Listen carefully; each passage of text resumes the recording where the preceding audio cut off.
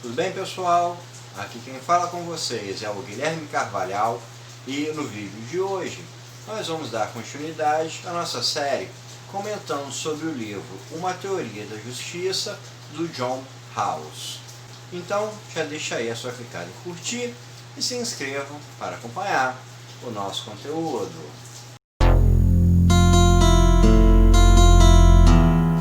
Antes de começar esse vídeo, eu quero apresentar para vocês o meu livro Colchão de Cacos de Vidro, que é um lançamento da editora Penalux. Eu vou deixar aqui no card um vídeo explicando melhor sobre esse livro e na descrição o link para a compra. No vídeo anterior nós comentamos sobre a ideia do John Rawls de criar um modelo de justiça que fosse diferente do modelo vigente, do modelo utilitarista. E esse modelo que ele criou foi o da justiça como equidade. E hoje a gente vai falar especificamente de como o John Rawls considera que seja essa justiça como equidade e como se pode chegar até ela. Inicialmente, o autor nos coloca que o modelo de justiça como equidade nasce de uma premissa contratualista, aos moldes da ideia do contrato social. Essa ideia de contrato que ele nos coloca é que a forma como a justiça vai ser construída parte de um contrato firmado entre os seres humanos, e esse contrato vai ser elaborado por meios racionais visando chegar a um modelo ideal de justiça. Assim, a formação de instituições, de práticas que levem à justiça com equidade nasce dessa premissa: um contrato firmado entre as pessoas com seus termos pensados de maneira racional. Para se chegar a esse contrato, a esse consenso, ao que esse contrato irá dizer, o John Rawls traçou aquele que é um dos pontos mais importantes de todo o seu pensamento, que foi a ideia do véu da ignorância. Quando as pessoas se juntarem para assinar esse contrato, para definir como será o modelo de justiça, o John Rawls pensa que essas pessoas elas devem estar vestindo um véu de ignorância.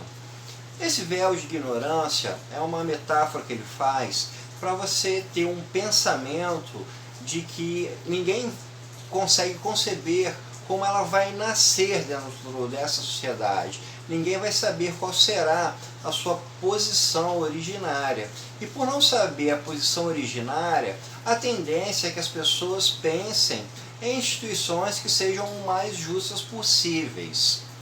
Se a pessoa não sabe se vai nascer rica ou pobre, não sabe se vai nascer numa família que vai ter mais recursos para ela estudar ou menos recursos, se ela vai nascer dentro de uma família estruturada, de uma casa boa, ela não sabe se ela vai nascer negra ou branca, não sabe se vai nascer homem ou mulher, não sabe se vai nascer com alguma deficiência física ou intelectual. Ou seja, esse contrato vai ser formulado sem que ninguém saiba como será a sua posição dentro dessa sociedade que está sendo pensada.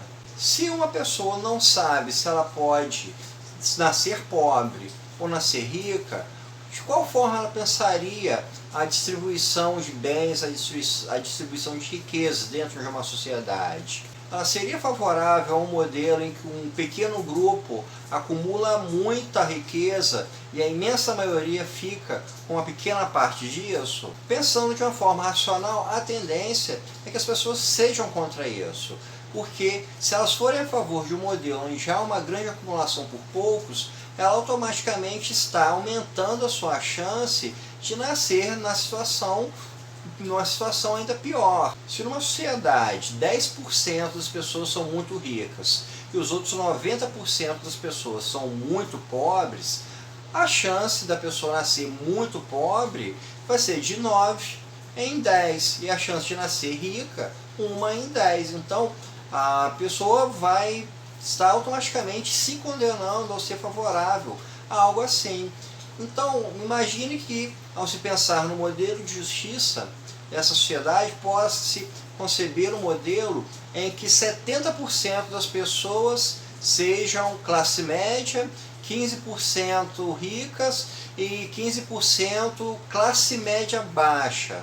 Aí é uma situação muito mais favorável, porque a pessoa vai ter 70% de chance de nascer numa classe média, 15% de chance de nascer numa classe média baixa e 15% de chance de nascer numa classe rica. Então, esse modelo social vai ser muito mais favorável.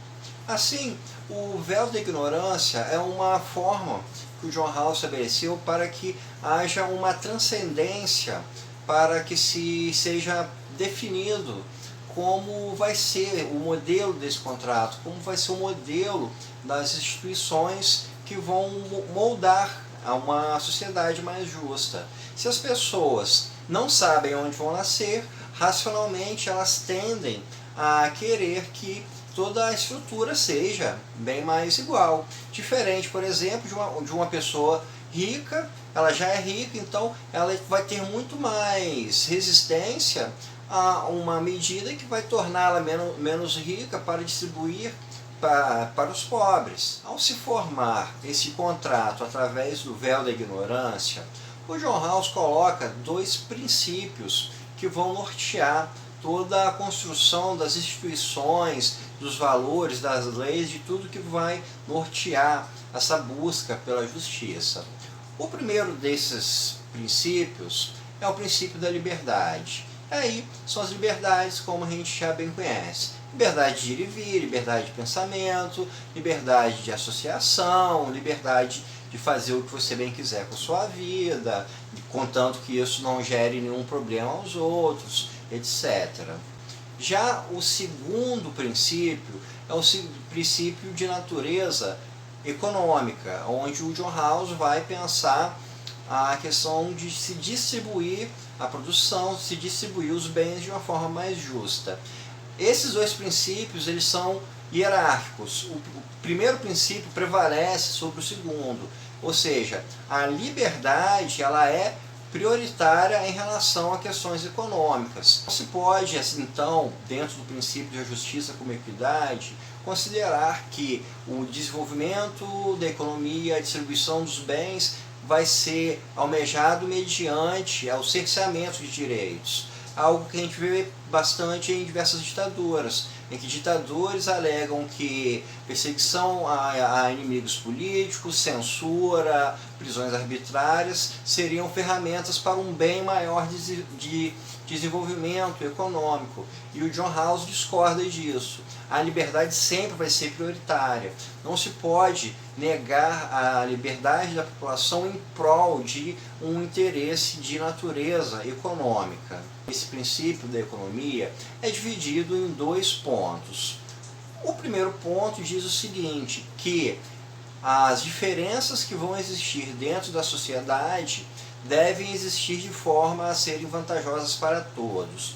E o segundo item desse princípio é que as oportunidades para alcançar os cargos melhores, as posições melhores, devem estar abertas para todos. Esses dois princípios regulam como seria a distribuição de bens de uma forma macro, de uma forma mais geral. Primeiro, ele quer nos dizer que quando se pensa a distribuição social e as existências de diferenças que vai haver, elas devem ser pensadas de forma que seja vantajoso para todos, ou seja, você vai ter uma diferença porque é natural dentro da realidade humana haver diferenças. Um ponto que ele nos coloca é a questão da responsabilidade. Alguns empregos exigem mais responsabilidade do que outros. Vamos imaginar um profissional de saúde e um comerciante. Se o profissional de saúde falha, se ele erra, o paciente morre. Se um comerciante erra, ele vai entregar o produto errado ao consumidor, o consumidor vai ter um certo constrangimento, certo incômodo, mas nada que não se resolva com a troca da mercadoria. O grau de responsabilidade aqui é bem discrepante. Em um a gente fala da vida de uma pessoa, de outro a gente fala do constrangimento de um cliente ter a sua mercadoria trocada. Da mesma forma, a gente pode pensar um policial e um comerciante. Se um policial, ao tentar prender um bandido, falha e o bandido mata um refém, o erro desse policial resultou numa perda humana pelas mãos do bandido não capturado. Já o comerciante errar vai fazer apenas com que o cliente tenha esse constrangimento de ter que voltar para trocar a sua mercadoria. Então, são graus de responsabilidade muito distantes. Então, alguma diferença vai haver dentro dessa sociedade, mas essas diferenças devem existir de forma que sejam vantajosas para todos. Ou seja, você partir do princípio de que algumas pessoas vão enriquecer muito em detrimento de outras vai contra o princípio da justiça como equidade. E junto a isso, o segundo item nos diz que todos devem ter oportunidades iguais para almejar quaisquer cargos. Se a gente partir do princípio que juízes ou médicos, que são profissões que demandam um grau de escolaridade mais alto, tenham remunerações melhores, todos dentro da sociedade devem ter oportunidades iguais de almejar esse tipo de posição. Não pode haver uma exclusão de grupos, não pode haver algumas pessoas terem oportunidade e outras não. Então, na justiça como equidade também é fundamental que as oportunidades sejam iguais para todos. Quando se fala que a diferença deve ser vantajosa para todos, isso acaba soando um pouco vago, porque, por um lado, parte do princípio de que vai haver diferença entre as pessoas e, de outro, parte do princípio de que vai haver uma equidade entre todos. A ideia aqui é de que você não tenha um prejuízo das classes menos favorecidas. Pelo contrário, o modelo econômico que for pensado deve sempre levar em consideração as formas para você elevar o padrão de vida das pessoas menos favorecidas. Vamos imaginar um exemplo. Pegue uma vila, uma cidade que seja muito pobre e vamos estipular que a renda média dessa população miserável seja de 1. Um empresário resolve investir nessa cidade, constrói uma fábrica e a fábrica que ele constrói começa a gerar empregos. À medida que gera empregos, as pessoas começam a consumir mais, então lojas de roupas, farmácias, supermercados, toda a economia dessa cidade começa a se movimentar. Então, o padrão de renda dessas pessoas chegou a um nível de 4. E vamos então um pouco mais à frente, o dono dessa fábrica enriqueceu bastante e ele começa a comprar todo o comércio dessa cidade. Ele começa a monopolizar os supermercados, as lojas de roupa, etc. A partir do momento que ele monopoliza, então ele começa a cobrar preços mais altos na comida, na roupa, em tudo que a população precisa. E esse preço a mais que ele começa a cobrar faz com que a renda disponível das pessoas, que era de 4, passe a ser 2. Então, a gente tem um panorama de tempo em que uma população miserável que ganhava 1 subiu para 4 e depois esse 4, pela monopolização do comércio, caiu para 2. Segundo o princípio da diferença, junto ao princípio da justiça, o momento em que subiu de 1 para 4 foi o momento em que a desigualdade foi vantajosa para todos. Você tinha um empresário montando uma empresa, gerando emprego, e isso fez com que o volume de renda aumentasse.